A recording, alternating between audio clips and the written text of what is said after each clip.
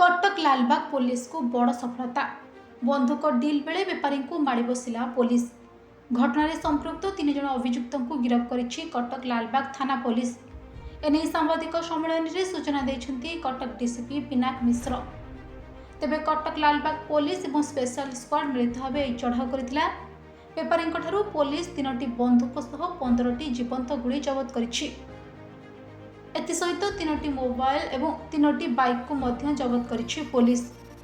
समस्त अभियुक्त बिहार मुंगेर अंचल बोली जଣାपड़ी। सूचना मुताबक अभियुक्त माने बेआईन बंधुक आनी हजार हजार टंकार कटक रे व्यवसाय करने लक्ष्य रे। पूर्व कटक रे विभिन्न अपराधी मानक बेआईन बंधुक सह अस्त्र शस्त्र और गुड़ी जोगाई आसुथिले। एसबू जोगाई देवा पछरे विराट राकेट काम करुथिबार पुलिस पक्षरे सूचना थिला। तेबे राकेट रे केउ मानक संपृक्ति रहिछि ताहाकु नै पुलिस खोलताड जारी रखिथिबा सूचना दैछन्ति Cuttack DCP. Cuttack UP special squad आउ लालबाग पुलिस मिलित उद्यम रे आमे गोटे आर्म्स ट्रेडिंग सिंडिकेट को बस्ट करबार सफल हेछु एवं जो इलीगल आर्म्स ट्रेडिंग सिंडिकेट रू आमे 3टी आर्म्स रिकवरी हेछि। Illegal arms country made arms और 15 राउंड लाइव एम्युनिशन रिकवरी हेछि एवं आमे 3 जन को अरेस्ट करछु। एई केस रे गोटे जन जे मेन सप्लाई करे सिंडिकेट रो से फेरार अछि। ताकू मध्य लालबाग पुलिस एवं स्पेशल स्क्वाड चेष्टा करछन्ती इमिडिएटली ताकू।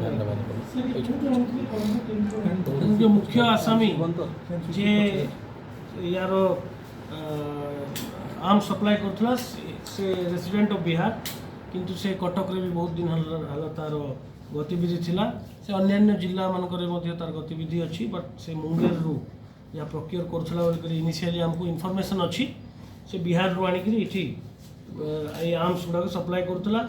जेहेतु पार्वण आ पूजा सीजन पूर्वरु हमर गोटे स्पेशल ड्राइव चलथिला केमती सुरुखुरु रे पूजा समाप्त होबो, केमती anti social activity criminal activity prevent करा जाय परिबो एवं ताको रोक लगा जाय परिबो।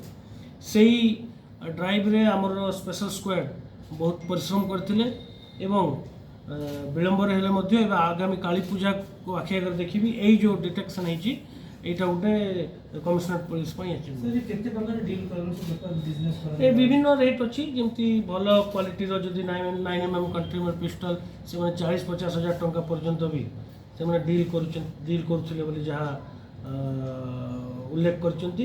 एवं सबसे इम्पोर्टेंट विषय 15टी लाइव एम्युनिशन मध्य सीजर हेची। ताको मध्य हम तर्जमा करूछु जे आउर के को लिंकेजेस अछि से कोठु प्रोक्योर करथिले एवं आ जो मेन आसामी जो मेन एक्यूज फेरार अछि ताकू इंटरसेप्ट कला पर ताकू नैब कला पर आमे आउर अधिक तथ्य जानि पारिबो। सर एमान क्राइम रेकॉर्ड कोन जो गोटे एक्यूज अछि गोपीनाथ पात्र बोली वर्ष 37 वर्ष गोवर्धन पात्र नियाली डिस्ट्रिक्ट कटक। तार नारे 3टी केस अछि, 2टी नियाली रे अछि एवं गोटे दुर्गा बाजार रे अछि। श्रीनाथ राउत जे अछि ता नारे 7टी केस अछि विभिन्न थाना रे किशननगर बिरडी चौलियागंज ए 3टी थाना रे मिसे 7टी केस अछि एवं से कटक रु Kamal Kumar Nayak report Odisha news room.